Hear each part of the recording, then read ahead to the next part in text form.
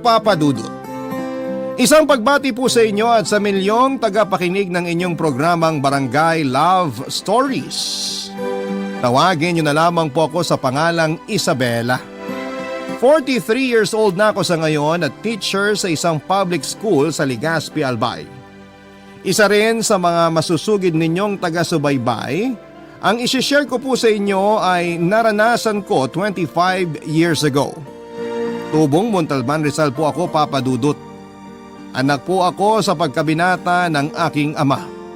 Sa poder po ako ni tatay lumaki at nagkaisip. Iniwan kasi kami ng nanay ko noong 2 years old pa lamang ako. Pakiramdam ko ay sa akin binubunto noon ni tatay ang galit niya sa aking ina. Lalo at kamukhang kamukha ko ang nanay ko, sabi ng mga kapitbahay namin. Nakuha ko raw ang hugis na mukha niya at ang pagiging tsinita. Pati kinis at kulay ng balat na parang Koreana. Kaya po siguro gano'n na lamang kalayo ang loob ng tatay ko sa akin. Lumaki po tuloy akong hindi man lang natikman ang pagmamahal ng isang ama. Simulat sa pool ay wala na pong kaamor-amor sa akin ang tatay ko. Niwala po siyang pakialam sa mga nangyayari sa akin o sa mga pinagdadaanan ko. Madalas niya akong barahin kapag ibinabalita ko ang achievements ko sa eskwelahan. Parang inis pa siya kapag magsasabit ng medal sa akin tuwing recognition at graduation day. Minsan pa nga ay sinabihan niya akong wala namang silbi ang mga medalya ko dahil hindi naman daw pwedeng pakuluan at gawing sinabawan. Hindi rin naman daw pwedeng ibenta kaya wala ring pakinabang. Consistent honor student po ako simula nung elementary hanggang high school kaya mataas ang pangarap ko sa buhay, Papa Dudut. Gustong gusto ko pong makatapos ng pag-aaral pero hindi talaga interesado ang aking ama na tulungan akong maabot ang simpleng pangarap kong yon. Tutol siya na mag-college pa ako, Papa Dudut. Tuwing bubuksan ko ang topic tungkol sa kagustuhan kong makatapos ng pag-aaral, ay nauuwi lang sa mga panlalait niya ang usapan namin tapos ay pagagalitan niya ako. Gagatungan pa ng madrasta ko na isa ring mainit ang dugo sa akin. Hanggang sa tuluyan na akong nawala ng gana at pag-asa na makatungtong pa ako sa kolehiyo. Hindi na ako kumuha ng entrance exam sa mga university kasi naramdaman kong wala rin namang kabuluhan. Malakas ang loob ni Tia Marisa na insultuhin ako at pagsalitaan ng masasakit dahil madalas naman niya iyong naririnig sa tatay ko. Minsan pa nga ay hindi man lang ito nangingilag na batukan ako at kurutin kahit sa harap ng aking ama. Alam kasi ng madrasta ko na takot ito na iwanan niya. Palibas ay wala po kasing matinong trabaho ang tatay ko kaya parang sunod-sunuran ito kay Tia Marisa. Paminsan-minsan lang nagkakaroon ng gig ang banda niya at ang kinikita nito ay kulang pa sa pambisyon niya kaya nakaasa talaga siya sa kinakasama.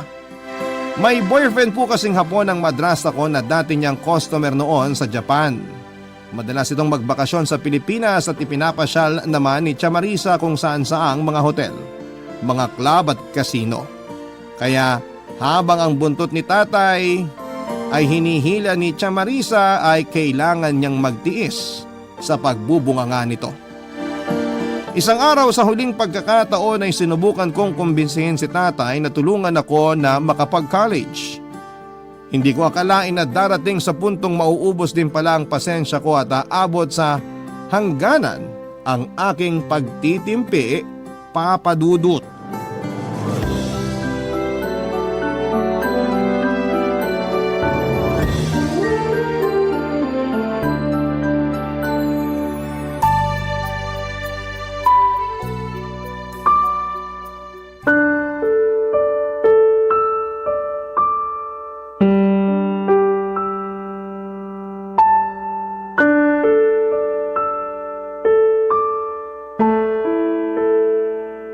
Sige na po. Gusto ko po talagang makapagtapos ng pag-aaral. Saan mo ba kukuhain ng pera yung tatay mo? Eh alam mo namang walang trabaho yan. Tart naman! Huwag mo nang ipagduldulan sa mukha ko na wala akong trabaho. Hayaan mo, baka matuloy yung gig namin sa sumulong. Baka makakuha kami ng regular na pwesto ron. Ganun naman po pala, Tay eh. Baka pwedeng mag-college na ako. Ano ka ba naman, Isabela? Paano ako suswertein sa trabaho niyan? Hindi pa nga, pinangungunahan mo na. Kahit kailan talaga, buwisit ka. Pero kasi, Tay, sayang naman po kung hindi ako makakapag-college. Ang kulit mo rin eh, no? Hindi ko alam kung paano ka nakagraduate na may honor eh. Ang hina ng pick-up mo. Ano nga ang itutustos sa'yo ng ama mo? Sa akin lang din umaasa yan. Kaninong perang aasahan mo sa pag-aaral mo? Sa akin? Ang kapal naman ng mukha mo. Tart naman, pati ba bata papatulan mo pa? Bata pa ba yan? Damulag na yan ah. Kung tutuusin nga, pwede na yung magbanat ng buto na magkaroon naman ng silbi. Para hindi ang dalawa pa kayong pabigat sa buhay ko. Pabigat po pala eh. Bakit ba kayo nagsusumiksik dito? Sino ba kasing may sabi sa inyo na pumatol sa tatay ko? Kayo naman tong may gustong pumasok sa buhay namin ah. Pagkatapos ngayon, manunumbat kayo? Makaalis na nga. Aba, saan ka pupunta ha? Hoy! Anong sinasabi mong impacta ka ha? Huwag mo ko pinagtataasan ng boses, ingrata ka ha? Ang aray, ano ba? Mo! Nagmamalaki ka? Sa akin naman kayo umaasa! Lalaban ka na? Ha? Kaya mo na? Kaya mo na ako ha? Ano ba kayong dalawa? Hindi ba kayo nahihiya? Gabing-gabi na ang iingay nyo pa. Itong anak mo bastos eh! Akala mo kung sino magsalita? High school pa lang natapos niyan, Rex ha? Pero kung makasagot, akala mo may pinagmamalaki na. Ano pa kaya kung makapagtrabaho na yan? Di sisipa-sipahin ka na lang yan. Huwag niyo akong itutulad sa inyo, Chang, na makapalang apog. Sampid lang naman kayo rito eh. Pero kung makaasta kayo, parang kayo talagang nagpapakain sa amin. Bakit, hindi ba? Di ba pera ko ang pinambibili sa lahat ng nilalamon nyo dito? Ako ang nagpapalamon sa inyong mag-ama. Si tatay ang pinapalamon mo, Chang. Pero ako, hindi mo ako palamunin. Lahat ng kinakain ko, pinaghihirapan ko. Dahil inaalila mo ako sa sarili naming pamamahay. Nakikitira ka lang. Ikaw dapat ang makisama. Kung ayaw mo sa akin, lumayas ka sa bahay namin. Tumigil ka nga, Isabela. Ano bang kagagahan na pinagsasabi mo dyan? Hindi ka na nahiya sa tiyang mo. Bakit ako mahihiya, Tay? Totoo naman ang sinasabi ko. Hindi ka ba talaga titigil? Bakit, Tay? Takot kayong lumayas yung kinakasama nyo? Hindi nyo ba talaga kaya magpakalalaki kahit minsan? Paano nyo nalulunok ang mga pinagsasabi niyan sa inyo? Kaya siguro kayo iniwan ni nanay eh. Wala kasi kayong kapangapangarap sa buhay. Kontento na kayo sa ganyan na umaasa sa pinagpunta. Tay, bakit nyo ako sinampal? Kasi, tatanga-tanga ka. Marunong lang ako makontento sa kung anong meron ako. Kung ano lang ang kaya ko. Hindi ako kagaya mo at ang nanay mo na masyadong ambisyosa. Ngayon, kung ayaw mo sa buhay na kaya kong ibigay sa'yo, lumayas ka! Hindi kita kailangan! Yan ang napala mong maldita ka! Wala ka kasing utang na loob! Wisit ka!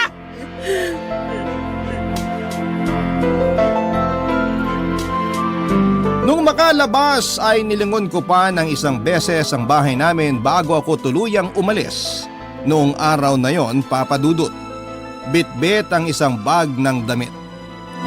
Papa Dudut, masakit na mas pinili ng tatay ko noon ang kinakasama niya kesa sa akin.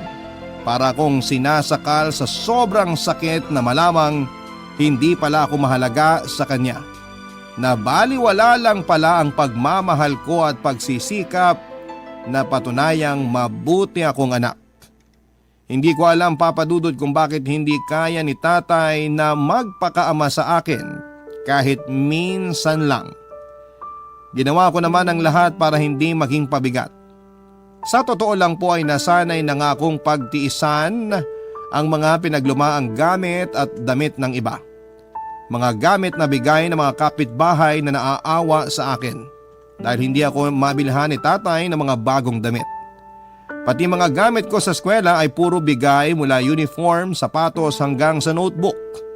Sa murang edad ay natuto akong tumanggap ng labada at maglinis ng kulungan ng baboy kapalit ng pamasahe papunta ng eskwelahan. Nagtitinda rin ako ng pulburon, kakanin, minatamis at kung ano-anong paninda ng kapitbahay naming gumagawa ng merienda para lamang may pambaon. Pagkagaling sa eskwela, hindi ako nagrereklamo kung hindi ako natitirhan ng pagkain. Lahat po yun ay tinitiis ko. Papadudot saka ko lang nailabas ang kinikimkim kong sama ng loob nang makasakay na ako ng jeep. Hindi ko na napigilan ang pagpatak ng mga luha ko hanggang napaiyak na ako ng malakas. Hindi ko na pinansin kung pinagtitinginan ako ng ibang mga pasahero. Tinalo na rin po kasi ako ng takot ng mga oras na yon. Hindi ko alam kung saan ako pupunta noon at kung saan ako matutulog. Wala akong kakilala o kahit kaibigan na pwede kong pansamantalang tuluyan. Hindi rin naman ako malapit sa mga kamag-anak namin. Sa sobrang gulo ng isipan ko ay hindi ko na malaya na nakarating na pala ako ng Cubao. Sa paglalakad ko sa lugar ay nakakita ako ng karatula na wanted GRO. Napadalawang isip ako noong una kasi parang alanganing trabaho yon. Pero parang yun na ang sagot sa problema ko. Kasi libre na raw ang pagkain tapos ay pwede pang stay in. Dahil ayokong matulog sa kalsada at wala naman talaga akong alam na mapupuntahan ay lakas loob akong nag-apply. Hindi ko na lang sinabi ang tunay kong edad dahil baka hindi ako matanggap. 17 pa lang kasi ako noon. 9 na buwan pa bago mag-18. Malaking buras naman ako at matangkad. Medyo malusog din ang aking dibdib kaya hindi naman halatang menor de edad ako, papadudot. Nung una ay para akong hihikain sa amoy ng mga usok ng sigarilyo sa loob ng club. Pero nakapag-adjust naman ako kaagad sa sari-saring amoy doon. 2 linggo na ako sa trabaho ng makilala ko si Ronnie Papadudot. 37 years old at isang pulis. Guwapo po siya, matangkad at lalaking-lalaki ang datingan. Mukha rin po siyang mabait at maginoong kausap.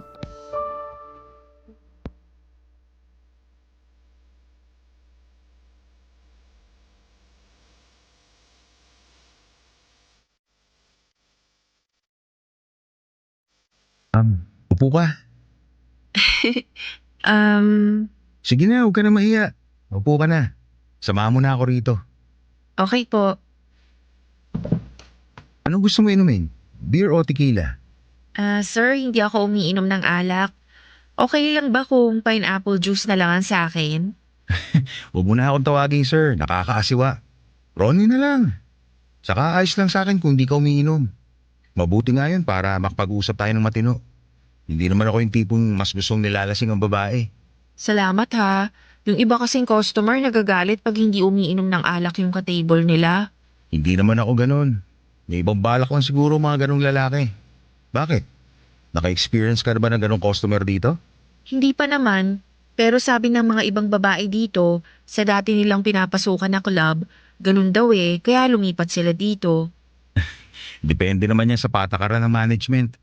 May mga club talaga na pinapayagan ng ganyan mga customer. Saka nasa babae na rin yun kung papayag siya. Pero ako kasi, kaya lang ako pupunta sa ganitong lugar para magpalipas ng oras. Para lang magaliw ng konti at may makausap. Kaya pinipili ko rin mga pinupuntahan ko. Gusto ko yung club na tulad nito, tahimik lang. May class sa mga pumapasok kaya komportable at iwas gulo. Madalas ka ba sa mga club? Para kasing ang dami mong alam Hindi naman ako madalas nagagawi sa mga ganito. Minsan lang pag nababagot ako. Nakakasawa rin kasing puro mga barakot na uniformeng nakikita ko sa trabaho araw-araw. Bakit? Ano bang trabaho mo? Militar ka ba? Hindi, pulis ako. Actually, nakadistino ako sa Legazpi. May inaasikaso lang akong ballistic report sa krami. Babalik din ako sa Bicol bukas ng gabi.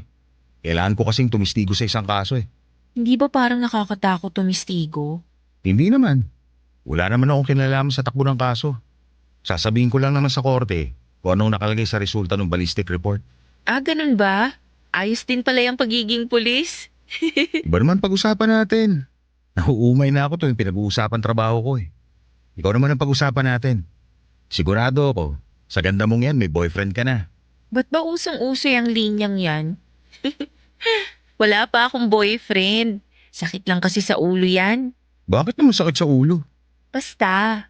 Nga pala, ba't sa ganitong trabaho ka napadpad? Buti na lang, dissenting club tong napasukan mo. Para ka namang NBI, dami mong tanong. Bigay ko na lang kaya sa'yo yung biodata ko. Nakakatuwa ka naman kausap. Pero seryoso ko. Gusto ko lang malaman kwento ng buhay mo. Ba't ba gustong gusto mong malaman? Hindi naman interesting ang buhay ko. Baka lalo ka lang maumay pag kinuwento ko. Hindi ako mauumay. Interesado talaga ako marinig ang kwento mo. Malay mo, kung sakali may problema ka, makatulong ako.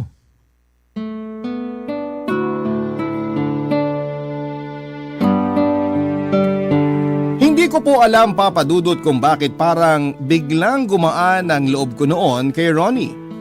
Siguro dahil kailangan ko rin kasi ng makakausap at masasabihan ng mga sama ng loob ko.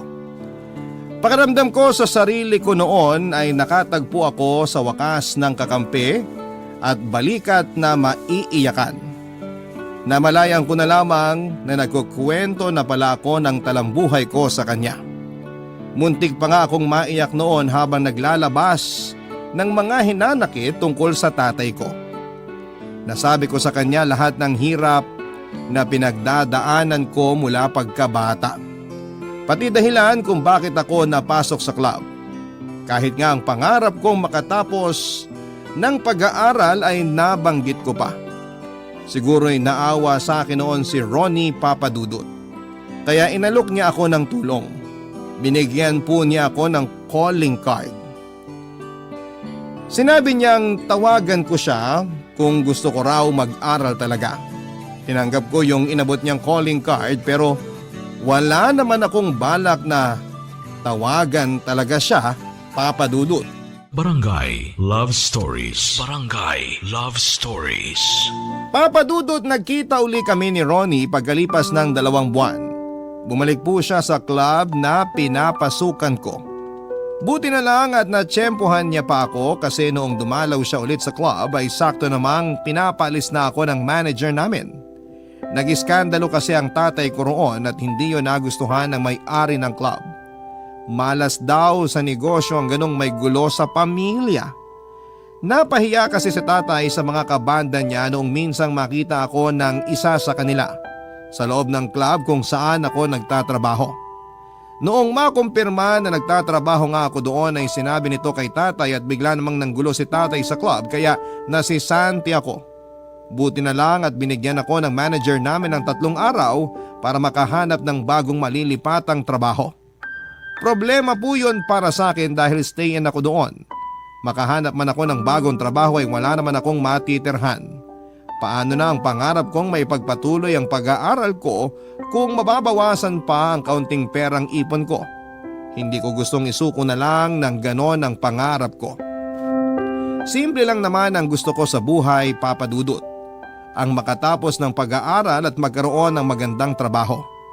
Gusto ko ring patunayan kay tatay na hindi masama ang maghangad ng pagbabago. Kaya nang muling ungkatin ni Ronnie ang tungkol sa tulong na sinasabi niya, ay pumayag kaagad ako. Kahit na kinakabahan ay sumama ako sa kanya pabalik ng Bicol kinabukasan. Habang nasa biyahe kami noon ay panayang dasal kong sana'y tama ang naging desisyon kong magtiwala kay Ronnie. Sa totoo lang ay grabe po ang nervyos ko noon. Pero may parte ng pagkatao ko na binibigyang katwiran ang desisyon ko. Pagdating namin ng Bicol ay tumuloy kami sa apartment ng kaibigan ni Ronnie na tinawagan niya bago kami bumiyahe. Maganda at malaki naman ang apartment at kumpleto na sa mga gamit. Base sa pagkakaayos ng buong lugar ay halatang may nakatira doon. May napansin din akong nakaparadang motor sa gilid ng malit na garahe sa labas, Papa Dudut.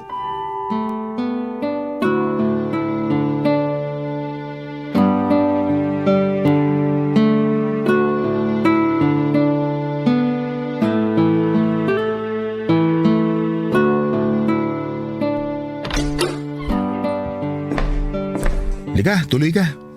Apartment to ng kaibigan ko. Pinatiran sa akin na libre. Pero bihira lang umuwi rito. Madalas doon ako sa police station natutulog. Baba ko rito mga gamit mo. Salamat. Tara, upo tayo sa sofa. Sige.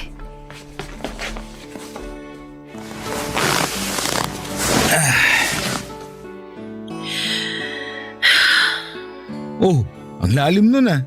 Iniisip ko lang yung magiging tingin ng may-ari nitong bahay sa'yo. Kasi nga nagpatuloy ka ng ibang tao. Naitawag ko na sa kanya yung tungkol sa pagtuloy mo rito. Sabi ko, kasama ko pinsan ko taga Montalban. Payag naman siya na may ibang tumira rito kasama ko. Pero syempre hindi na libre. Naku, parang nakakahiya tuloy sa'yo. Ano ka ba? Di ba sabi ko sagot kita dito? Pati pang enroll mo ngayong semester, ako na bahala. Dala mo ba requirements mo? Oo, pero ang... Ganito na lang, para hindi ka mailang at mag-isip ng kung ano-ano. Klaruhin natin magiging setup natin dito. Sagot ko lahat, tubig, ilaw, bayad sa apartment, at pagkain, pati pang tuition mo. Dadalasan ko rin ng uwi rito para may kasama ka sa gabi. Huwag ka mag-alala, dito ako sa sala matutulog. Ikaw, doon ka naman sa kwarto. Ano, okay na ba sa iyo yung ganon? Okay, pero sure ka ba na dito ka sa sala matutulog? Ano ba iniisip mo? Wala akong balak na masama sa'yo. Bukal sa kalooban ko tong pagtulong ko na to. Wala akong hihingi na kapalit kaya relax ka lang. Saka hindi naman ako manyakis. Hindi kita gagapangin kung yan ang inaalala mo. Sorry, hindi naman sa ganun. Kaya lang... Kaya lang naninigurado ka. May isang salita ako, Isabela. Kapag sinabi ko, pinaninindigan ko. Kaya huwag kang kabahan. Salamat talaga ah. Pero okay lang ba sa'yo kung magtrabaho ako? Nakakahiya naman kasi kung pati mga pampersonal kong gamit sagot mo pa. Naiintindihan ko na gusto mo pa rin magkaroon ng sarili mong pera. Pero anong trabaho ang papasukin mo? Wala naman akong kakilala may-ari ng fast food dito na pwede mong pasukan kung sakali. Kaya kung GRO lang ulit ang papasukin mo, pasensya na pero hindi kita papayagan. Inalis na nga kita sa ganung trabaho tapos babalik ka pa. Marunong naman akong kumanta saka mag-gitara. Natuto ko kay tatay nung bata pa ako. Baka pwede ako mag-perform. Ayos siya na. Hayaan mo akong bahala sa'yo. May papasok kita sa resto bar ng kaibigan ko. Huwag kang mag-alala, desente doon. Mayayaman at dikotse mga customer. Saka hindi ka gano'ng mapupuyat. Alas 7 hanggang alas 12 lang ang singer doon. 3 sets lang sa isang gabi. At 200 per set ang talent fee. Ano sa palagay mo? Kaya mo ron? Oo naman. Salamat uli ha. Naku, wala yun. Mabuti pa magpahinga ka na para makabawi ka ng tulog. Nagugutom ka ba? Hindi pa. Nagmami tayo kanina sa terminal kaya busog pa ako. O paano? Maiwan na kita rito ha. Magre-report lang muna ako sa presinto. Pag uwi ko mamaya, bibili na lang ako ng pagkain natin para sa tanghalian. Sige, ingat ka. Pinag-aral nga ako ni Ronnie Papadudot at ipinasok sa trabaho. Wala siyang ipinangako sa akin na hindi niya tinupad. Napaka-responsable po niya at organized na tao. Alam kaagad niya kung ano ang dapat i-provide sa loob ng bahay at mga dapat pagkagastosan. Malayong malayo sa tatay kong tamad at walang diskarte sa buhay. Wala rin ako naging problema sa setup namin. Maginoo po si Ronnie. Hindi ko siya nakitaan ng kahit kaunting mali siya at hindi siya nag-take advantage sa akin. Thoughtful din po siya at sweet na tao. Kahit halos hindi kami nagkikita dahil nga pareho kaming wala sa bahay sa umaga pero sinisiguro po niyang may pagkain ako lagi. Nagiiwan din siya ng sticker notes sa pinto ng ref at laging nagpapaalala na kumain muna ako bago pumasok sa school at resto bar.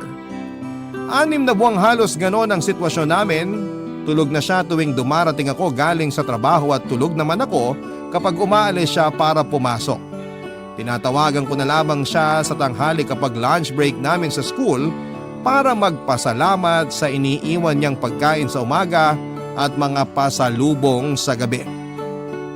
Pero isang araw ay namalayang ko na lang na parang nade-develop na ako kay Ronnie Papadudot. Pinilit ko pong labanan ang nararamdaman ko dahil natatakot ako. Pero habang tumatagal ay parang tumitindi ang nararamdaman ko para sa kanya. Kaya unti-unti ko na siyang iniwasan. Ayaw ko po kasing mas lumalim pa ang feelings ko sa kanya, Papadudot. Gusto ko na nga sanang lumipat na lamang noon sa kung saang boarding house para makaiwas. Pero hindi ko naman alam kung ano ang idadahilan ko kay Ronnie. Baka isipin niyang pagkatapos akong tulungan ay basta ko na lamang siyang lalayasan. Isang madaling araw pag-uwi ko galing sa trabaho ay wala pa si Ronnie sa apartment. Sa pagod at paghihintay ko sa kanya ay nakatulog ako sa sofa Papa Dudut.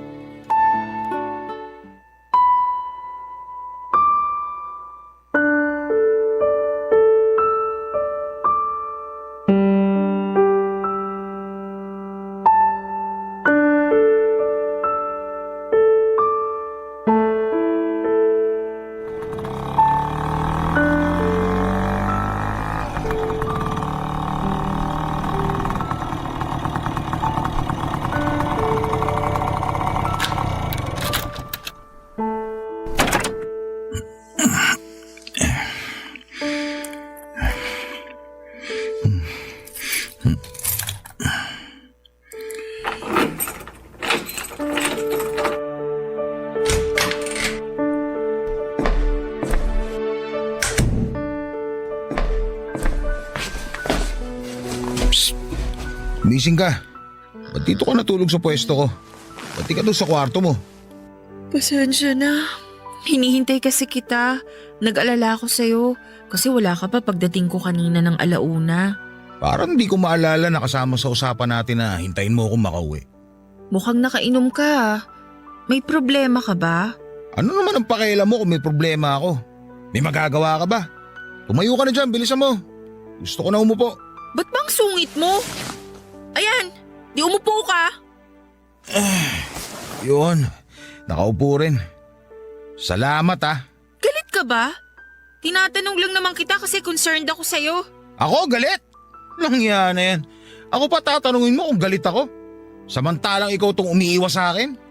Dapat ako nagtatanong sa'yo niyan eh. Ano ba nagawa ko sa'yo? Ba't bigla mo na lang ako iniwasan na parang may nakakahawa akong sakit? May nasabi ba akong hindi mo nagustuhan? May nagawa ba ako masama? Nabastos ba kita? Sabihin mo! Para naman hindi ako mukhang gago na nag-iisip ko anong kasalanan ko sa'yo. Wala ka namang nagawang mali. Kaso lang… Wala naman pala eh. Ba't mo ako iniiwasan? Hindi mo ba alam kung ano epekto sa akin ang ginagawa mo? Nasasaktan ako. Nasasaktan ako kahit hindi naman dapat. Kasi nga mahal kita. Mahal na kita, Isabela. Sorry. Hindi ko naman gustong iwasan ka. Pero kasi ano? Trip mo lang? Buisit!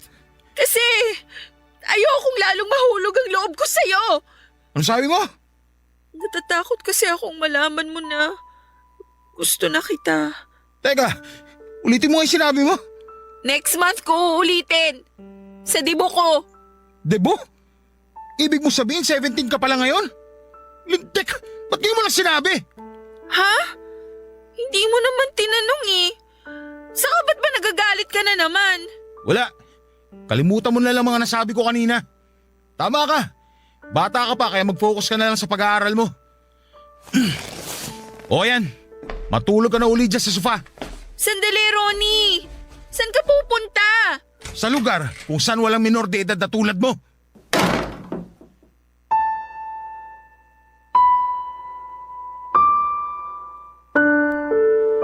Papadudot yung paghihintay ko kay Ronnie ay nauwi sa pagtatalo. Dumating siyang lasing mga 3:00 ng madaling araw at nagkasagutan kami. Ang buong akala ko ay okay na kami matapos naming masabi ang mga nararamdaman namin para sa isa't isa. Hindi ko alam kung ano ang nasabi ko na ikinagalit niya, Papadudot. Pero pagkatapos ng pag-uusap namin yon ay siya naman ang parang umiwas sa akin. Bigla na lamang po siyang hindi na umuwi noon sa apartment sa presinto na siya laging natutulog. Aaminin ko, Papadudot, na nasaktan ako sa ginawa niya. Hindi ko kasi alam kung bakit bigla na lamang siyang nagbago. Ako naman tuloy yung nag-isip kung ano ang nagawa kong kasalanan. Kung sa bagay, naisip kong baka nga mas mabuti na ganon para masigurado ko rin ang nararamdaman ko. Baka mamaya ay nababaitan lamang ako sa kanya kasi super sweet at thoughtful niya, Papadudot. Pwedeng na-attract lamang ako kasi napaka-gentleman niya. O baka naman sobrang tumatanaw lamang ako ng utang na loob. Naisip ko rin na baka nakikita ko lang siyang father figure. First time ko po kasi na magkagusto at humanga sa lalaki, kaya nalilito ako. Sa lahat ng hirap na pinagdaanan ko ay wala akong naging interes sa mga crush.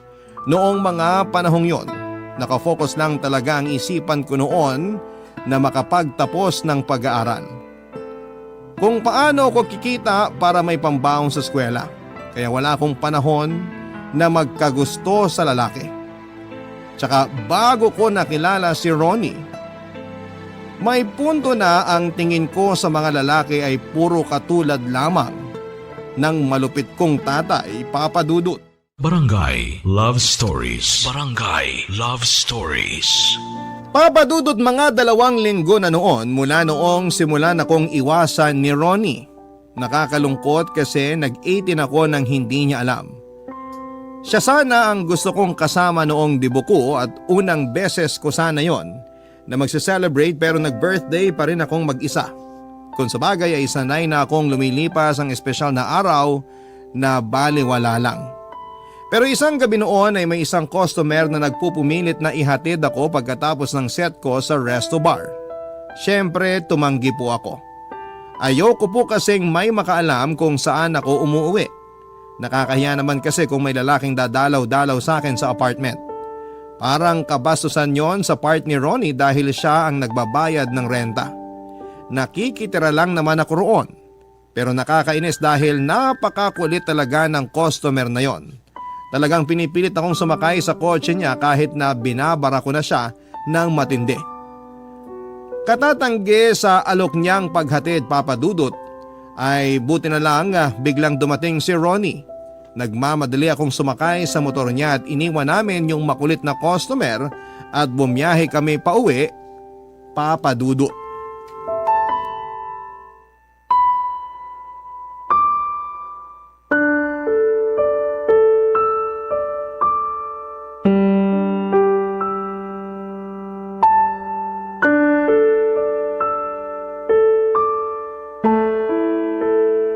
Ba't ka kinukulit ng kumag na yun? Anong sabi sa'yo nun? Gusto niya akong ihatid pa uwi. Gusto kang ihatid?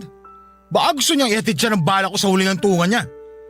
O baka naman kasi pinakita mo ng motibo kaya naglalaway sa'yo ng parang aso. Anong motibong sinasabi mo? Sa loob pa lang ng bar talagang makulit na yun. Lasing na kasi. Kinukulit ka sa loob ng bar pa lang? Anong sabi ni paring Eric? Wala si boss kanina eh. Kaya pala nakabuelo ka kasi walang bantay sa'yo. Akala mo siguro hindi ko malalaman oh. Hindi mo alam, kahit hindi ako nagpupunta sa trabaho mo, nakasubaybay pa rin ako sa'yo. Kaya alam ko kung may tukbol na pumaporma sa'yo. Ba't ba ganyan ka makapagsalita? Kasalanan na ba ngayon kung may kumausap sa akin? Mapipigilan ko bang mga customer na kausapin ako? Tsaka ano naman sa'yo kung ligawan ako? Wala namang batas na nagbabawal ligawan ng mga single ah. Kaya ba nagpapaligaw ka sa trabaho? Akala ko ba gusto mong makatapos ng pag-aaral? Kung ba may nandiligaw sa akin, hindi na ako makakapagtapos? Saka kasama ba sa usapan natin na bawal magpaligaw sa trabaho? Parang wala naman akong maalala. Ganon. Di nagpapaligaw ka nga. Langya talaga. Ano ba, Ronnie? Huwag mong sipain yung upuan. Atat ka na pala magkaroon ng lalaki. Kating-kating ka na pala. Ba't ka pa lumalayo? Andito naman ako. Ba't di na lang ako subukan mo? Sisiguraduhin ko sulit na sulit ka sa akin. Bastos ka! Anong akala mo sa akin? Uhaw sa lalaki? Kung makapagsalita ka parang hindi mo ako kilala. Bakit? Nagpakilala ka ba? Hindi mo nga sinabi sa akin kung ilang taon ka na talaga eh. Dahil lang ba sa pesting edad na yan kaya binabastos mo na ako? Bakit di mo na lang kasi ako diretsahin na nabibigatan ka ng kasama ako? Na napipilitan ka lang na panindigan ng mga pangako mo? Maiintindihan ko naman kung gusto mo na akong paalisin eh. Wala ka naman talagang obligasyon sa akin dahil hindi naman tayo magkaano-ano. Sorry, nabigla lang ako sa mga sinabi ko. Hindi naman ganun ang ibig ko sabihin. Ano ba kasi pinagpuputok ng butsi mo? Inaano ba kita? Wala naman akong ginagawang masama sa'yo ah. Sige, sasabihin ko na sa'yo kung bakit ako nagkakaganito. Hindi ko alam paano sasabihin, nagsiselos ako. Nagagalit din ako. Ayoko may ibang lalaking umaligid sa'yo. Ayokong popormahan ka na kung sino-sino. Lalong ayoko may nang babastos sa'yo. Dahil pag nagkataon, makakapatay talaga ako.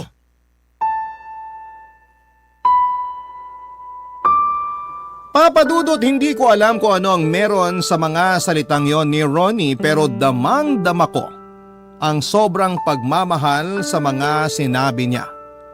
Kaya pagkatapos ng gabing yon ay muli kaming nagkaayos. Dahil nga mahal ko rin naman talaga siya ay nagpasya na kaming iakyat sa next level ang aming relasyon. Tuluyan na po kaming nagsama na parang totoong mag-asawa. Naging maayos at masaya naman ang pagsasama namin bilang magka-live-in. Ramdam na ramdam ko ang pag-aalaga at pagmamahal ni Ronnie sa akin. Lagi siyang nakasuporta sa lahat ng bagay, lalo na sa aking pag-aaral. Siya ang unang-unang pumupuri at nakaka-appreciate sa mga ginagawa ko.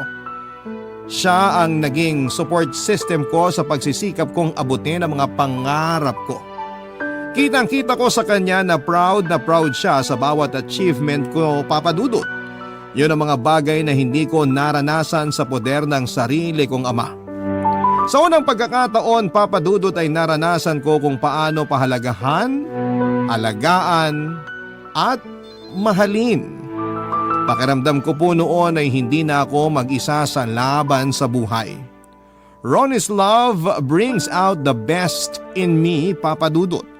Kaya naman ibinuhos ko rin ang lahat ng kaya ko para sa aming pagsasama. Saka pa lang sana namin pag-uusapan ang tungkol sa kasal kapag tapos na ako sa pag-aaral. Pero ang lahat ng planong yon ay hindi rin pala matutupad dahil sa isang hindi inaasahang pangyayari. 20 years old na ako noon at 39 na si Ronnie. Nakakatuwa sana kasi 2 years na kami noong nagsasama. Pero yun din yung panahon na dumating ang isang dilubyong sumubok sa aking paninindigan bilang babae. Natuklasan ko po isang araw na may pamilya na pala si Ronnie. Meron na siyang asawa at mga anak. Dumalaw kasi ako noon sa presinto nila para sana sorpresahin siya sa 2nd anniversary namin. Pero ako po ang nasorpresa. Pakiramdam ko na mga oras na yon ay parang nagmukha akong tanga. Sinamantala ni Ronnie ang sobrang tiwala ko sa lahat ng mga sinabi niya. Isang pulis sa presinto ang nagsabi sa akin na ang opisina ni Ronnie ay nasa crime laboratory na nasa loob ng kampo. Dali-dali akong pumunta roon para patunayan sa sarili ko kung totoo nga na naroon si Ronnie. Pero hindi ako pinatuloy ng guard sa gate noong sabihin ko kung sino ako at sino ang sadya ko sa loob. Hindi raw ako maaaring tumuloy dahil kararating lang daw ng tunay na asawa ni Ronnie galing sa Maynila at baka magpang-abot daw kaming dalawa. Hindi naman po ako sinigawan ng guard ng mga oras na yon. Pero parang bigla akong nabingi. Daig ko pa ang nabagsakan ng bomba sa mga narinig ko. 2 kasinungalingan ni Ronnie ang natuklasan ko ng mga sandaling yon. Kaya pala bibihira na niyang banggitin ang tungkol sa trabaho niya pati ang tungkol sa kasal namin ay parang iniiwasan niya kapag nag-uungkat ako. Sa sobrang tiwala ko at pagmamahal ay hindi ko na napansin ang mga kakaibang kilos niya noon na parang laging may tinatago. Bago pa ako mapaiyak ay umalis na ako ng kampo na yon at umuwi na. Habang pauwi sa apartment namin ay isa-isang nag-flashback sa isipan ko ang gabing nakilala ko si Ronnie. Hindi pala siya naiiba tulad ng inaakala ko.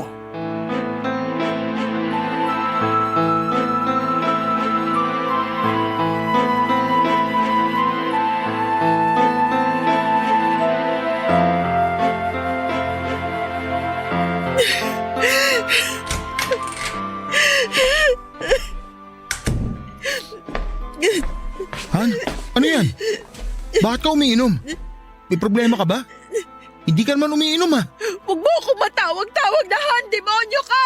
Manloloko! Ano bang problema mo? Akin na nga yan. Bitawan mo yung baso, Ronnie! Akin na sabi. Huwag mong hawakan tong baso ko! Walang iya ka? Wala ka ba talagang balak umamin? Paninindigan mo talaga yung drama mo? Maang-maangan talaga yung acting mo? Ano bang sinasabi mo, Han? Huwag ka na kasing umarte dyan na parang wala kang alam sa sinasabi ko! Demonyo ka! Alam ko na lahat, Ronnie! Alam ko nang may pamilya ka na. Sorry, hindi ko naman ginustong saktan ka.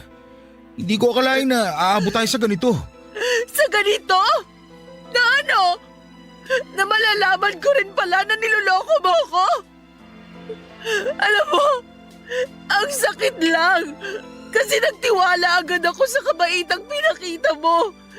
Akala ko totoo lahat yon. Akala ko wala ka talagang ibang intensyon sa akin kaya mo ako tinulungan. Yun pala, kinukuha mo lang ang loob ko.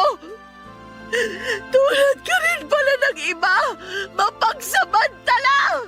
Wala naman talaga akong ibang intensyon noon. Gusto lang naman talaga kitang tulungan.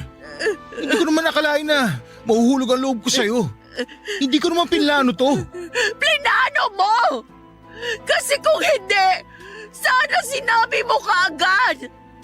Para nagkaroon man lang sana ako ng chance makapag-isip bago nakipagrelasyon sa'yo. Kung gusto ko bang maging kabet o hindi. Sana sinabi mo para nagkaroon ako ng choice. Pero hindi eh.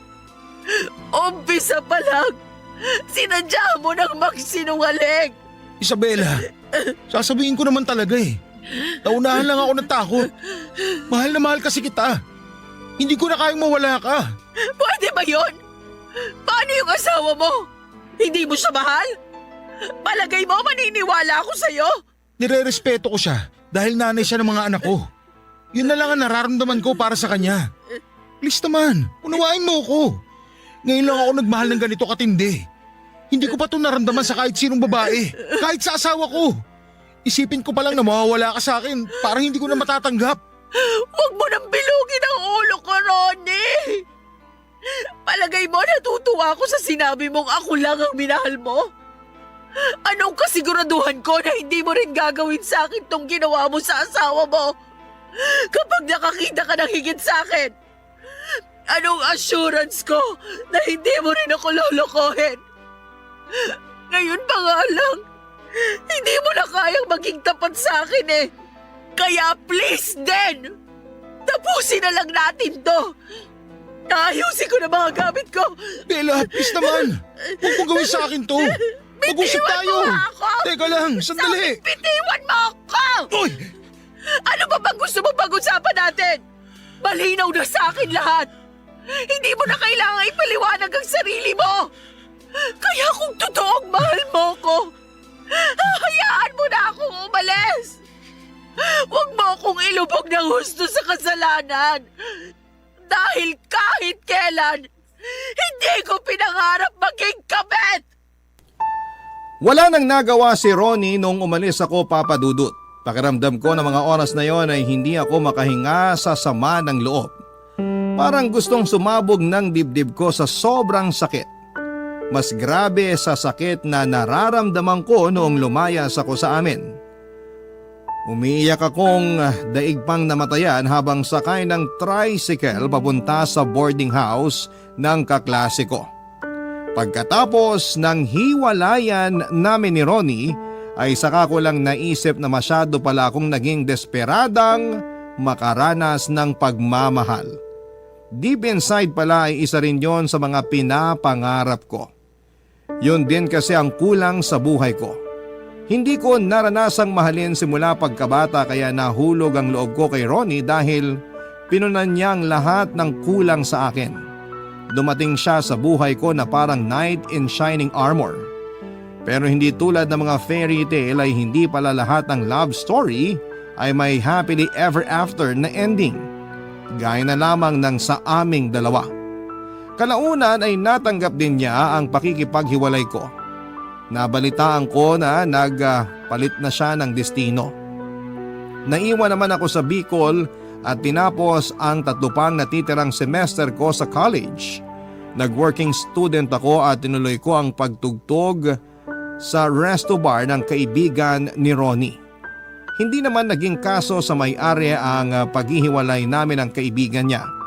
Ipinakiusap din ako ni Ronnie sa kanya na alalayan ako. Bigyan lang ako ng trabaho hanggang sa makagraduate.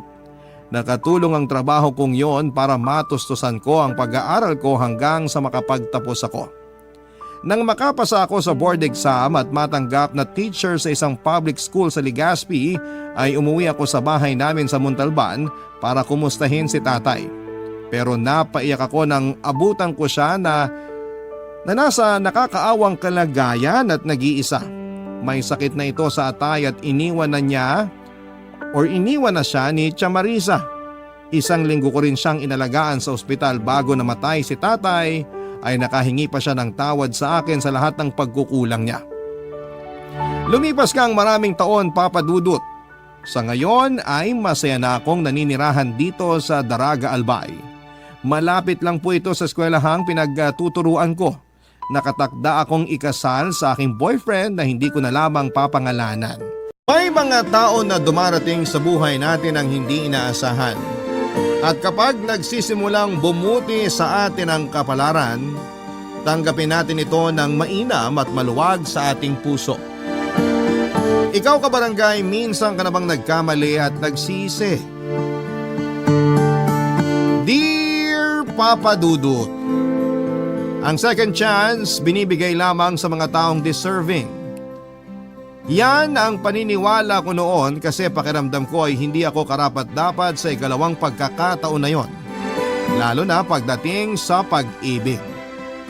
Noong araw kasi ay laging sinasabi sa akin ng mama ko na ang mga taong nagmamadali kadalasan nagkakamali.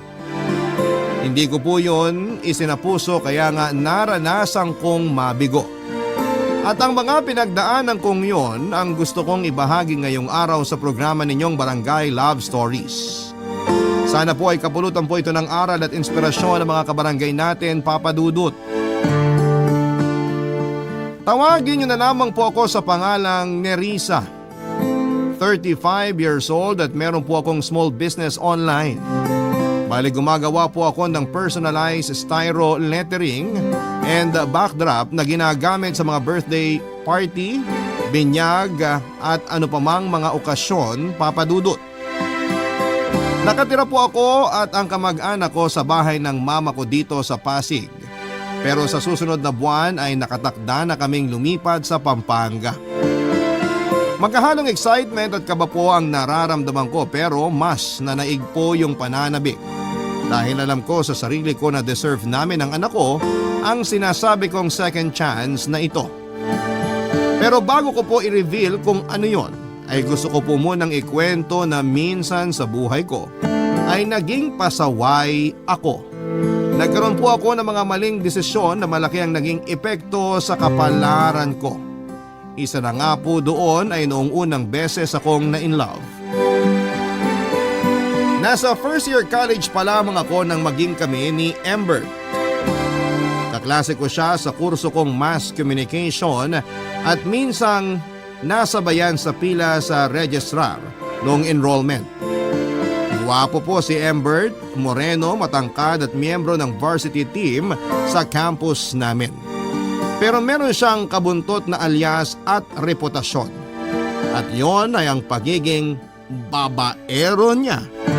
Nahuli ko na pong nalaman. Masyado kasi akong nadala sa matamis niyang salita noong niligawan niya ako. Palibasa ay NBSB ako, Papa Dudut, pero mahal ko si Amber. At handa akong gawin ang lahat mapatunayan lang ang pag-ibig na yon sa kanya.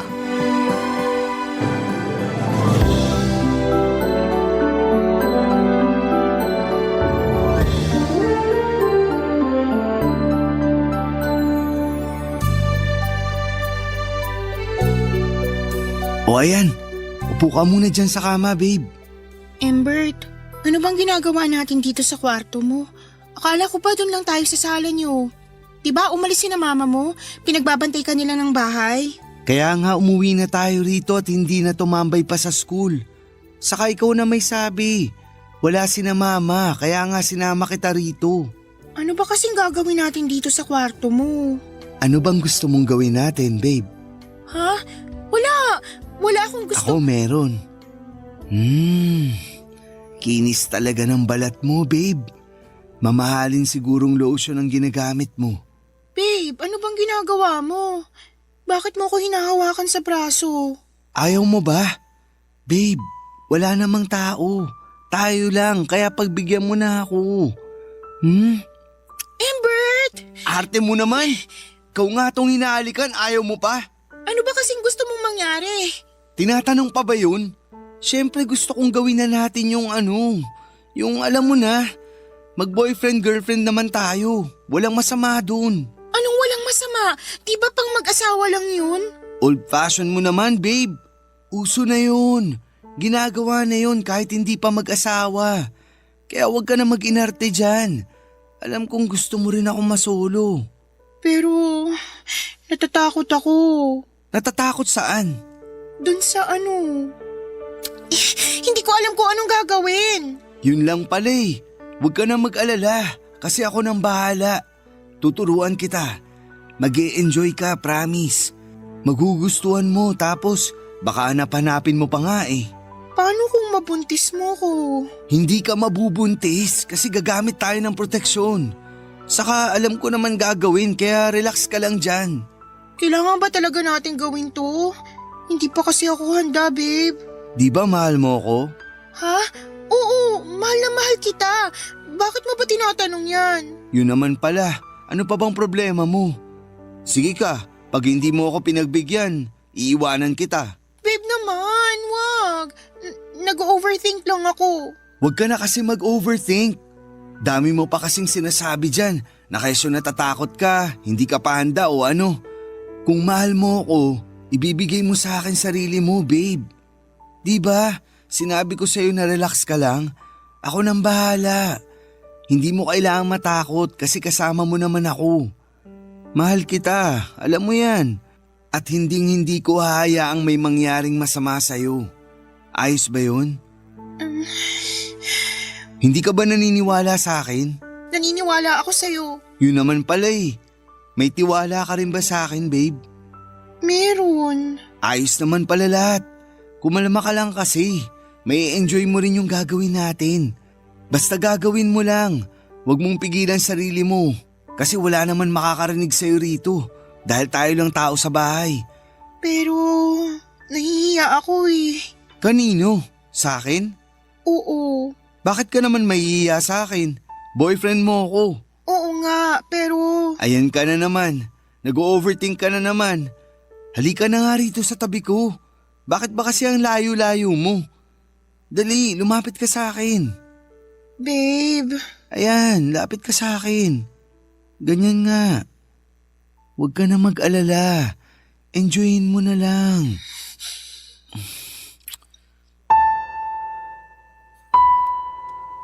Natakot po ako na baka iwanan ako ni Embert kung hindi ko susundin ang gusto niya. Kaya kahit kabado ako at walang kaalam-alam sa kama ay hinayaan ko po siyang gawin ang gusto niya. Aaminin ko na na-enjoy ko naman po katagalan, Papa Dudut. Kaya kapag niyayaya niya ako ay mabilis na lamang sa akin ang pumayag. Kaso minsan kapag wala ako sa mood ay tatakutin niya akong hihiwalayan. Kaya sa huli binibigay ko na lamang ang sarili ko. Sa katunayan may mga oras na nilalagnat na ako kasi masyado niya akong pinapagod. Nagkataon pa namang exam namin yon sa major subjects kinabukasan. Pero dahil hindi kami nag-review pareho ay wala kaming masyadong nasagot sa aming mga exams. Butit hindi naman kami bumagsak, kamuntik lang. Hindi ko po yun makakalimutan kasi pumasok ako sa school kahit masama ang pakiramdam ko. Dahil sa pagiging gwapo at matinik ng boyfriend ko ay marami pong kababaihan ang nalink sa kanya, Papa Dudut. At ang nakakainis pa, kahit halata naman nilang kami ay panay pa rin sila sa paglalandi kay Amber. Minsan may inaway na nga ako at pinagselosang taga-tourism na kapwa kandidato ni Amber sa pre-event ng university namin. Napansin ko kasi na kulang na lamang ay maglaway sa kanya ang boyfriend ko. Alam ko naman na maganda siya at sexy pero malandi din kasi. Nakuha pa talagang makipagharutan sa boyfriend ko, Papa Dudut. Nagresulta yon ng negatibong feedback kay Amber dahilan para magalit siya sa akin. Pero nagkabati din kami matapos kong pumayag na may mangyari sa amin noong minsang bad trip siya. Kasi may family problem sila sa bahay nila. Pero sabi nga nila kahit na anong pag-iingat, nangyayari pa rin ang hindi inaasahan, Papa Dudut.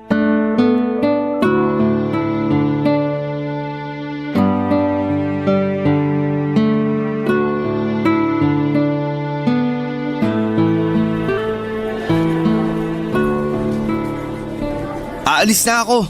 Embert, sandali! Huwag ka nga munang umalis, kinakausap pa kita. Ano ba kasing sasabihin mo? 10 minuto na ako sa harapan mo, hindi ka naman umiimik. May gala pa kami ng tropa ko. Girlfriend mo ko, mas uunahin mo pang sumama sa mga tropa mong yon? Oo, kasi naaalibadbaran ako sa pagiging clingy mo. Wow, ako pa palang clingy ah. Sa ating dalawa, ikaw tong mahilig. O bakit? Nagrereklamo ka? Gustong gusto mo nga. Lakas nga ng sigaw at Tumahimik ka nga. Mamaya may makarinig sa'yo. Ano pang isipin dyan? pakiko sa iisipin nila. Oh, ano ba kasing sasabihin mo? Sabihin mo na kasi, kung hindi lalayasan na talaga kita. Ano kasi, babe? Oh, bakit ganyan mukha mo? Ano ba kasi yun? Buntis ako. Ha? Anong sabi mo? Buntis ako. Buntis ako sa baby natin, babe. Hindi ako naniniwala sa'yo. Hindi naman April ngayon, kaya wag mo ako maprank-prank dyan. Hindi nakakatuwa. Anong prank? Hindi kita pinaprank. Baliw ka ba? Ikaw ang baliw. Kasi sinasabi mong buntis ka kahit hindi. Anong kahit hindi? Ginawa mo pa ako sinungaling, siraulo ka. Delayed ako. Ilang araw na kaya kinabahan na ako. Tapos nag-decide akong bumili ng pregnancy test kit. Inulit mo ba? Baka mamaya mali lang yung result. Oo, inulit ko ng 3 beses tapos... Nasaan na ba yun? Ito. O ayan, parehong-pareho, 2 linya. Ibig sabihin yan, positive. Buntis ako sa baby natin, babe. Hindi totoo yan. Layo mo nga sa akin yan. Hindi ako naniniwala dyan. Paano ka hindi maniniwala? Yan na nga sa harap mo yung ebidensya. Ilang beses may nangyari sa atin, di ba? Sabi mo mag-iingat ka, pero anong ginawa mo? Pinuntis mo pa rin ako. Nag-ingat naman ako. Di ko nakasalanan na may nakalusot pala. Ay, lintik naman talaga oh. Oh, anong iniiyak-iyak mo dyan? Babe, natatakot ako. Hindi pa ako handa magka-baby. Kahit anak natin to. Akala mo ikaw lang yung natatakot? Ako rin naman. Saka ayoko pang maging tatay. Lagot ako sa airpods ko. Baka palayasin ako nun sa bahay namin. Kung makapagsalita ka, parang hindi mo dugot laman ang batang dinadala ko. Oh, bakit? Kasasabi mo lang din na hindi ka pa handang magka-baby. Tapos ako walang karapatang magsabi ng nararamdaman ko? Oo, pero ganyan ka ba talaga? Alam mo, ewan ko sa'yo. Basta, ayoko sa batang yan, tapos. Ha? Hindi naman pwedeng ayawan mo agad yung baby natin. Sige, sabihin mo anong gagawin ko rito. Sa lagay, ako na lang bahala. 2 tayong gumawa nito. Ewan ko, hindi ko alam. Alamin mo, huwag ka mang iwan sa ere. Manahimik ka nga muna. Nag-iisip ako. Huwag kang umiyak. Mamaya ano pang isipin ng mga tao dyan? Natatakot kasi ako eh. For sure, lagot ako sa mama ko. Tapos, kung ano-ano pang sasabihin sa akin at tiyahin ko pag nalaman nilang buntis ako ay nag-aaral pa tayo. Di palaglag mo yung baby. Ano sinabi mo? Ayoko nga, masama yun. Mas masama kung bubuhayin mo yung anak natin, hindi pa nga tayo handa. Baka hindi rin natin siya mabigyan ng maganda at maayos na kinabukasan. Pero, hindi ka ba kinikilabutan sa mga sinasabi mo? May buhay ng baby natin. Dugo pa lang yan, wala pa yung isip. O kung meron man, hindi naman niya maiintindihan yung nangyayari. Kaya kung ako sa'yo, alisin mo na yan sa katawan mo ngayon din. Ay, huwag kang matakot kasi kasama mo naman ako. Basta gawin mo lang yung sinasabi ko. Kasi mahal mo ako, di ba babe? Oo, mahal na mahal kita, babe.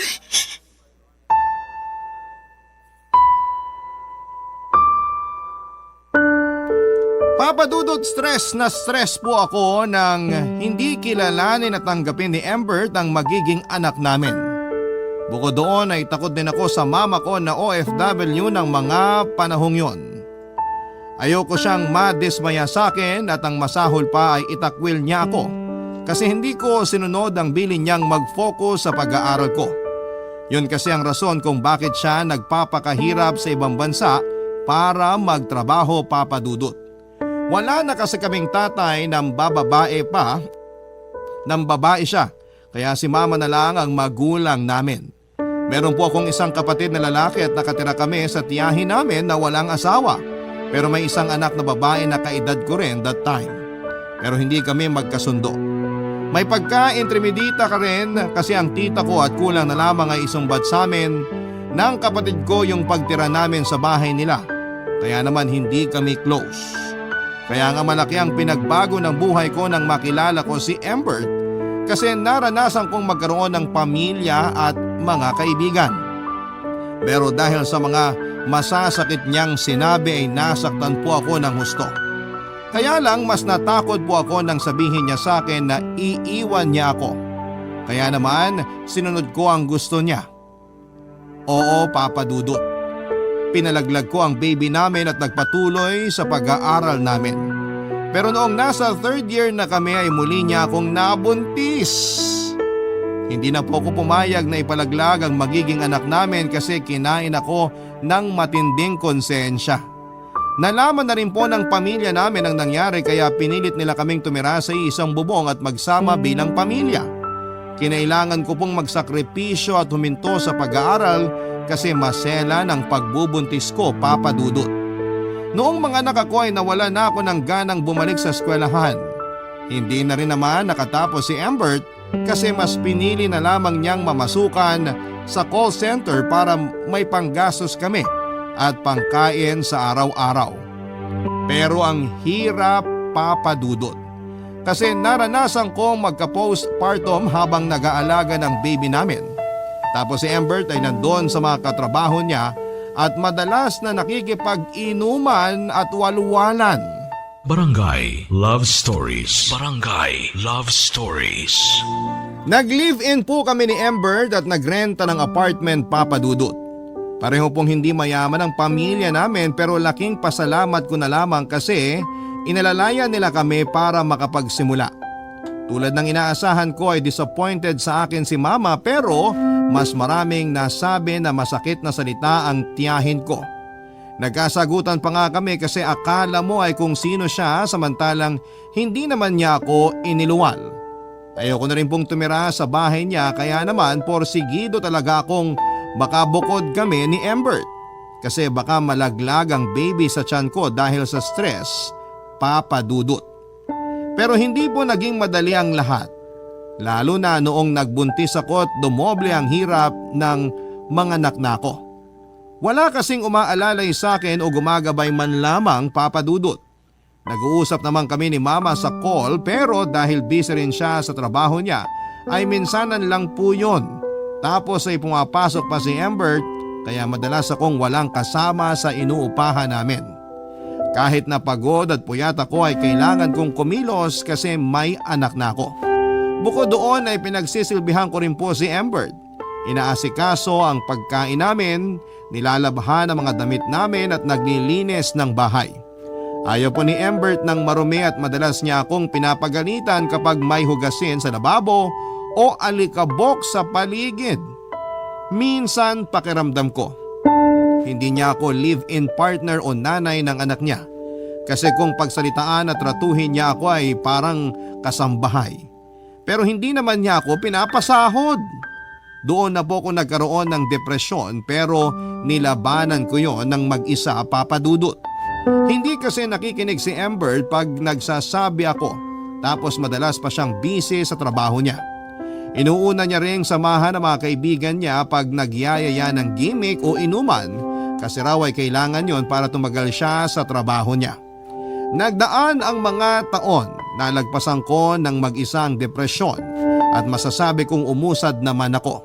Kung sumpungin ay paminsan-minsan na lamang pero madalas ang dahilan noon ay si Embert. Na-stress kasi ako kakaisip na merong mga babaeng nauugnay sa kanya sa pinagtatrabahuhan niyang call center. At parang proud pa siya na pinipilahan kuno siya ng mga kababaihan kasi gwapo raw siya kahit pamilyado na.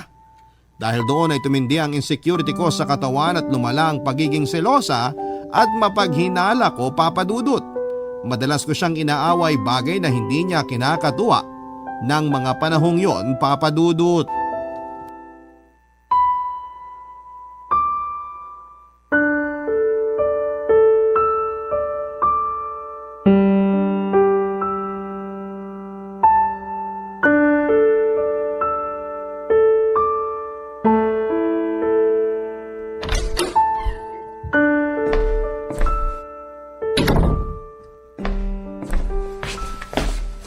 Nandito na ako!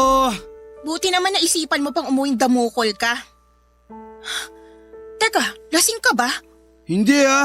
Sino may sabi sa'yo? Hindi ako lasing! Kagabi pa yun! Hangover na lang ngayon! Uminom ka na naman? Konti lang naman, babe. Mga ganito oh. Kita mo yan? Konti lang. Hindi ako naniniwala sa'yo, sinungaling ka. Anong sabi mo? Saka bakit ka ba sumisigaw? Natutulilig ako sa yung babae ka. Matutulilig ka talaga para pumasok dyan sa kokote mo na ilang beses na tayo nag-usap na huwag ka nang iinom. Lagi ka na lang naglalasing ah. Lagi ka na lang gumagastos sa alak, Embert. Pera ko naman yun ah. Hindi mo naman pera yun, kaya bakit ganyan ka kung makapagsalita? Saka oo nga, nag-uusap na tayo. Pero anong magagawa ko? Niyaya ako ng mga katrabaho ko eh. Alam ka namang hindihan ko sila. Yun naman talaga dapat ang ginawa mo, pero gusto mo rin kasi. Mas inuna mo na naman sila kaysa sa amin ng anak mong demonyo ka. Hindi ako demonyo, Nerissa ah. Halika nga rito. Anong gagawin mo sa akin, Embert? Bitiwan mo ako ah! Imbis na tanungin mo ako kung kamusta ako o ipaghain ng makakain, yan talagang ugaling kanal mo ang bungan mo sa akin. Sino matutuwa kung lagi ka na lang ganyan? Tsaka kapal ng mukha mo tawagin ako may ugaling kanal. Eh kumusta naman yung sa'yo? Di talaga titigil yung madaldal mong bunganga. Paduduguin ko yan. Bitiwan mo nga ako! Bitiwan mo ako, Embert! Eh di sige. Pwede bang tumahimik ka na? Baka akalain ng mga kapitbahay kinakatay kita. Titigil lang ako pag tumigil ka na sa ginagawa mo. Wala akong ginagawang masama. Huwag mo nga akong gawing tanga. Alam ko may nilalandi kang babae na katrabaho mo, kaya hindi ka makahindi sa nagyayaya sa'yo. Pagtatalunan na naman ba natin yan? Oo, kasi hindi ka marunong umintindi. Ikaw ang hindi makaintindi. Masyado kang mapaghinala kahit wala naman. Tatamaan ka ulit sa akin, sige. Bakit? Nagsasabi lang naman ako ng totoo. Walang totoo sa sinasabi mo kasi lahat ng lumalabas sa bibig mo nakakainis. Embert, bitiwan mo ako. Huwag mo ako sabulutan. Gagawin kong gusto ko kasi ikaw nga sinasabi mo mga gusto mong sabihin. Kung kinakailangan kong bunutin yung mga buhok sa anit mo, manahimik ka lang, aba gagawin ko yun. Rico, Nerissa, ano ba? Kinagat mo pa ako. Aso ka ba? Hayop ka, Embert. Napakasama mo.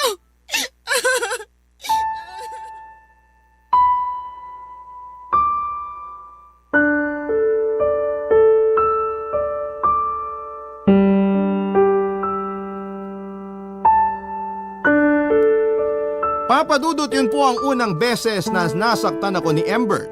Kaya naman magkahalong gulat at takot ang namayani sa akin. Pero hindi po yun ang huli dahil nasundan pa ng nasundan.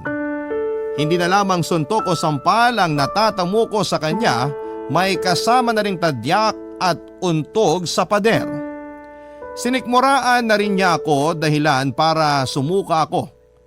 Kasi lasing siya noon at mainit ang ulo sa isang bagay na hindi ko na maalala. Kontodo rin siya nang sabi ng mga masasakit na salita sa akin na para bang hindi niya ako kinakasama. Nawala na po yung respeto niya sa akin bilang isang babae at nanay ng anak niya. Bukod doon ay pinagbantaan niya pa akong pipilayan sa oras na magsumbong ako kanino man, lalong-lalo na sa mama ko. Kaya nga naging tikom ang bibig ko sa tuwing nagkakausap kami ng nanay ko sa video call. Ang sakit-sakit sa dibdib dahil hindi ko maisumbong sa kanya ang mga pinaggagawa ni Embert. Lumala rin po ang adiksyon niya sa pag-inom ng alak, Papa Dudut. Halos sa linggo-linggo na lamang nilang gimmick na mga katrabaho niya na pupunta ang sweldo niya Hindi niya rin pala ako pinaghahawak ng pera simulang nagsama kami kasi wala raw siyang tiwala sa akin. Kaya nga wala akong sariling pera at ultimo pambili ng maayos na damit ay hindi ko kaya. Hindi rin naman siya yung tipo ng lalaki na pala regalo sa akin. Kumbagay ayos na meron kaming kinakain ng anak niya.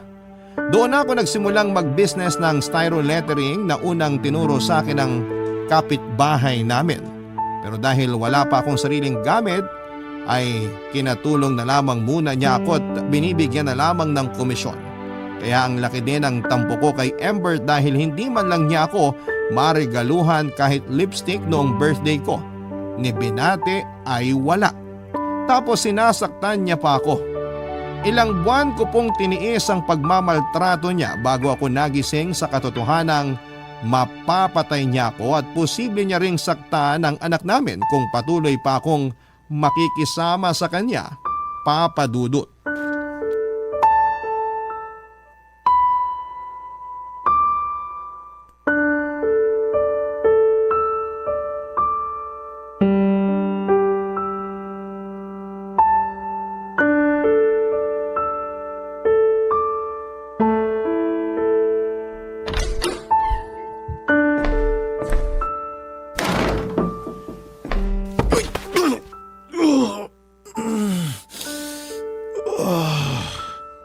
Narisa!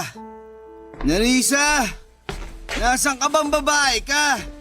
Embert, alas 11 na ng umaga, umuwi ka pa. Sorry na, babe. Hindi ko talaga naindihan mga katrabaho ko. Gustong gusto talaga nila akong kasama sa inuman namin eh. Kasi ako raw yung clown ng grupo. Kung wala ako, edi walang magpapatawa. Hindi na happy. Happy mo mukha mo. Tingnan mo nga yung itsura mo, mukha kang pulubing pinabayaan ng mga katrabaho mo. Tsaka ano yung nasa kwelyo ng damit mo? Lipstick? Lipstick nga! Sinasabi ko na nga ba? Naku, wala lang yan, babe. Huwag mong pansinin yan. Anong huwag pansinin? Sino ba ba yan? Yun ulit? Yung laging inaasar sa'yo? Sabihin mo! Tulungan mo kaya muna akong bumangon bago mo ako tanungin dyan. Bumangon ka mag-isa mo, bahala ka sa buhay mo! Grabe ka naman. Parang ibang tao naman ako. Ay, nakaupo rin. Hoy, babe! Pagayin mo ako almusal. Pagtimpla mo ako kape. Nahihilo ako. Sakit ng ulo ko. Teka, Nerissa? Nerissa, ano bang ginagawa mo dyan sa kwartong babae ka? Lumabas ka nga dyan! Hindi ko na kaya yung pagwawalang hiya mo sa akin, Embert. Tapos hindi ka lang siraulo, nananakit ka pa. Sawang-sawa na akong pakisamahan kang baliw ka. Nerissa, bakit dala mo mga gamit mo? Ano yan? Hindi ba halata? Aalis na kami ng anak mo. Dadaanan ko lang siya sa school niya. Tapos hindi na kami uuwi rito kasi buwisit ka. Nerissa naman! Hindi na ba natin to pwedeng pag-usapan? Ano pa bang klaseng usap ang gusto mo, Embert? Kasi kung usap lang naman, ilang beses na natin ginawa. Sabi mo pa nga sa akin, nagsasawa ka na. Tapos ngayon, tatanungin mo ko kung hindi na natin pwedeng pag-usapan. Paano ko sabihin ko hindi na? May magagawa ka ba? Sa bagay, wala ka nga palang pakialam sa nararamdaman ko kaya wala ka ring magagawa.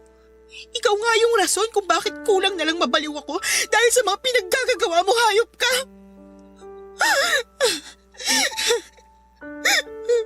Napakasama mo, Embert. Hindi ka na nga mabuting ka-live-in partner sa akin at tatay sa anak mo. Nakuha mo pa ako saktan at iputan sa ulo. Buti na lang talaga hindi tayo kasal kasi nakakasukang dalhin ang apelyido mo. Aalis na ako. Aalis na kami ng anak mo. Huwag mo na rin kaming piliting bumalik sa'yo kasi ubos na ako. Nerissa, please! Huwag mo naman gawin sa akin to! Babe! Huwag mo akong iwanan! Bitiwan mo ako. Magbabago ako! Para sa'yo! Para sa anak natin! Siraan niya lang tuktok ko kung maniniwala pa ako sa'yo. Diyan ka nang ungas ka! Nakipaghiwalay po ako kay Embert at sinabi ko sa mama ko ang mga pinaggagawa niya sa akin, Papa Dudut. Gulat na gulat ang nanay ko at hindi makapaniwala sa pinagdadaanan ko kaya nagdesisyon siyang umuwi ng Pilipinas para maalalayan ako. Sakto kasi tapos na rin naman ang kontrata niya at wala na rin siyang planong bumalik pa sa abroad. May sapat na rin siyang naipon para makapagsimula kami. Unang ginawa ni mama ay nagrenta kami ng sariling apartment sa Pasig para sama-sama na kami doon ng kapatid ko. Tapos ay hinarap niya at kinasuhan si Embert dahil sa pananakit sa akin. Pero hindi ko na po pinagpatuloy kasi ayoko nang magkaroon pa ng ugnayan sa tatay ng anak ko. Para akong nagkatroma. Bumalik yung depression ko pero buti na lamang at kasama ko na si mama. Ang laki ng pagsisisi ko kasi binaliwala ko ang payo niya noon sa akin na kilalanin ko muna ang lalaking pakikisamahan ko na huwag muna akong magmamadali na pasukin ang pag-ibig. Kung sana'y nakinig lamang ako sa mga magulang ko ay hindi ako magsisisi ng husto. Kaya nga kahit mahirap maging single parent ay lumaban po ako, Papa Dudut. Pinilit kong maging okay kahit paunti-unti at sinimulan ko yon sa gising sa umaga na nagpapasalamat kasi nagkaroon ako ng panibagong tsansa na ayusin ang buhay ko alang-alang sa aking anak. Siya po ang naging inspirasyon ko, Papa Dudut. Ang dahilan kung bakit ako nagpapatuloy sa kabila ng mga luha at pighati na naranasan ko ng panahong yon, Papa Dudut. Barangay Love Stories. Barangay Love Stories. Tinulungan po ako ni mama na makabili ng mga gamit para makapagsimula ako sa styro lettering business ko online, Papa Dudut. Pero ako lang po ang nag-handle noon dahil may sariling negosyo ang mama ko. Bale nagtitinda po siya ng mga damit sa Tiangge sa Taytay kaya ako at ang anak ko lamang ang nasa inuupahan namin pag nasa eskwelahan ang kapatid kong lalaki. Masasabi ko na payapa na pero hindi madali ang pagiging single parent dahil lumalaki na ang anak ko kasabay noon ang pangangailangan niya. Buti na lamang at supportive si mama sa akin at hindi ako sinusumbatan. Sakaling sumasala ako sa pag-aambag sa bahay kasi hindi pa rin naman gaanong kalakas ang small business ko, Papa Dudut. Tapos ay sakto lamang yung sustento ni Embert sa anak namin. Minsan ay kulang pa kesyo meron na raw siyang bagong pamilya na sinusuportahan. Aaminin ko na ikinasama ng loob ko na nakahanap kaagad siya ng bagong babae para anakan. Pero kung tatanungin niyo ako ay ayaw ko na rin namang magkabalikan pa kami. Kung hindi nga lang niya responsibilidad ang pagsusustento sa anak namin, ay ayaw ko na siyang kausapin kahit na kailan, Papa Dudut. Hiyang-hiya po ako sa mama ko kasi sa edad kong yon ay kargo niya pa rin ako, pati na ang anak ko. May isang beses na nag-grocery kami ng anak ko tapos may gusto siyang gummy bear. Kaso'y sakto na lamang ang pangbayad kong pera. Kaya umiyak po siya dahilan para pagtinginan kami ng mga tao sa grocery store. Kulang na lang ay matunaw ako sa labis na kahihiyan dahil sa pagmamaktol ng anak ko pero wala naman akong nagawa kasi hindi na sapat ang pera namin.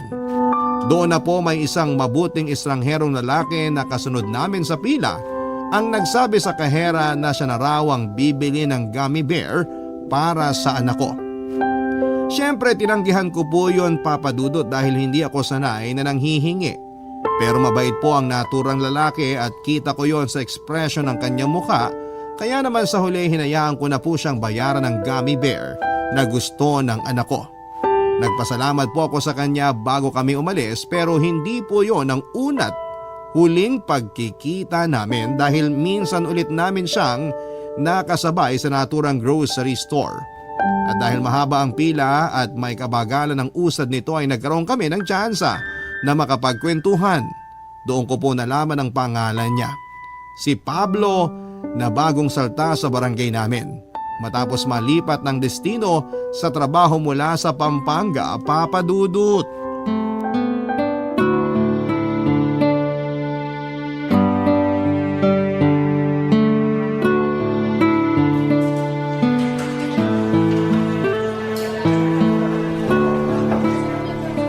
Buti na lang pumayag kang lumabas kasama ako ni Risa.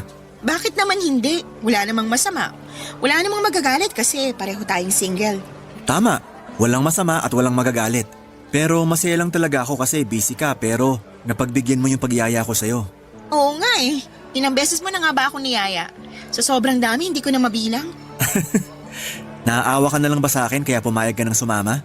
Magagalit ka ba kung sasabihin kong oo? Hindi, magpapasalamat pa ako.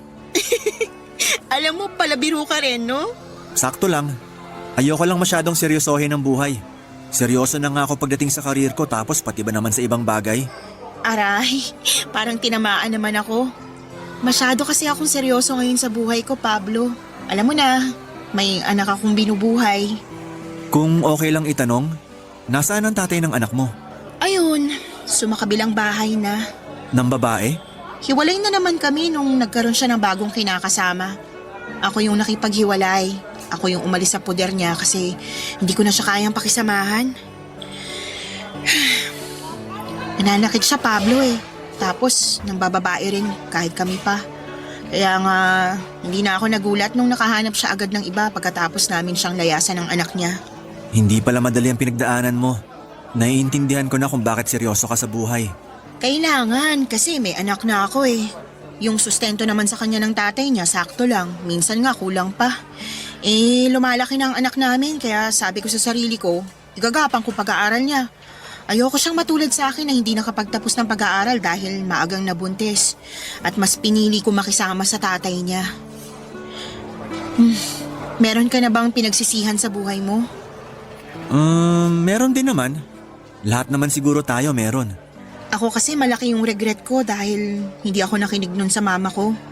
Binaliwala ko yung payo niya na mag-aral muna ako bago pumasok sa pag-aasawa. Mas inuna ko kasi yung puso ko, kaya nabulag ako. Nagmahal ka lang naman, hindi mali yun. Hindi nga, pero yung mga desisyon sa pagmamahal na yun yung mali. Baka kapag nalaman mo, husgahan mo ko tapos sabihin mo na masamang babae ako. Sino ako para gawin yun? Hindi rin naman ako perpekto. Sa bagay, pero yung akin kasi, gabi-gabi kong pinagsisisihan. Kung pwede ko lang ibalik yung nakaraan, sana hindi ko na ginawa. Iniisip ko nga, baka karma tong nangyari na sinumpa yung pagsasama namin ng tatay ng anak ko kasi nagawa namin yung bagay na yun. Nagsisisi na ako. Kung ano man yung bagay na yon, mahalaga pinagsisihan mo na. At pilit na tinutuwid yung buhay mo sa ngayon. Ay, hindi ko alam ang tamang sasabihin pero kung kailangan mo ng kaibigan na handang makinig, nandito lang ako ni Risa. Salamat, Pablo. Dami ko ng utang sa'yo. Una na dun yung pagbabayad mo sa gummy bear ng anak ko. Yun ba? Wala yun. Kung alam mo lang na grabe yung hiya ko. Huwag mo nang isipin yon. Maliit na bagay lang yon. Hindi maliit na bagay yun ah. Babayaran ko na. Huwag na, magkano lang naman yun. Pablo naman, pera mo pa rin yun. Oo nga, pero isipin mo na lang na pamasko ko na lang yun sa anak mo. Kulit mo rin pala. Alam mo yan, ilang beses kitang kinulit para lang pumayag ka lumabas kasama ako. Oo nga, pero hindi naman ako napipilitan. Bukal sa loob ko na lumabas kasama ka. Mabait si Pablo, gwapo at manumanay magsalita. Gustong gusto siya ng anak ko at kitang-kita ko na mapagmahal siya sa mga bata. Nagtatrabaho bilang executive assistant si Pablo sa isang private company sa Pasig. Pero dati raw ay nasa Pampanga siya naka-assign. Ilang linggo pa lang siya sa lugar namin kaya aminado siya na wala pa siyang kakilala o kaibigan. Kaya nga masaya siya kasi pumayag ako noong lumabas kasama siya nang huling beses kaming magkausap sa pila sa kahera doon sa grocery store kung saan din kami unang nagkita. Sa isip ko ay wala namang masama since pareho kaming single at masasabi ko doon na doon ko na nga po mas nakilala si Pablo Papadudut. Naging masaya din ako sa kwentuhan namin ng araw na yon. Ewan pero ang gaan ng loob kong kasama siya. Hinatid pa nga niya ako sa inuupahan namin kaya pinatuloy ko siya sa bahay para makita ang anak ko. Pinakilala ko rin siya kay mama at sa kapatid ko bilang kaibigan. Pag-alis ni Pablo ay tinanong ako ni mama kung magkaibigan lang ba talaga kami. Natawa ako at sinabing oo kasi Yun naman talaga ang relasyon naming dalawa. Papa Dudut, nasundan pa nga po ng ilang pang paglabas ang unang date namin ni Pablo sa loob ng 3 buwan naming pagkakakilala. Kung hindi kami lumalabas kasi busy ako sa business ko at pag-aalaga sa anak ko, ay siya ang pumupunta sa inuupahan namin para makipag-bonding sa anak ko. Tinutulungan din niya ako sa business ko kahit na nga wala talaga siyang ideya doon, Papa Dudut. Nakikita ko naman na masaya siya habang natututo, kaya naman masayang masaya ako. Pero hindi ko po alam kung ano ang intensyon sa akin ni Pablo. Ayoko pong mag-assume na baka may something yung mga bagay na ginagawa niya. Hindi ko rin po alam kung handa na akong makinig kung sakaling sabihin niya, Papa Dudut.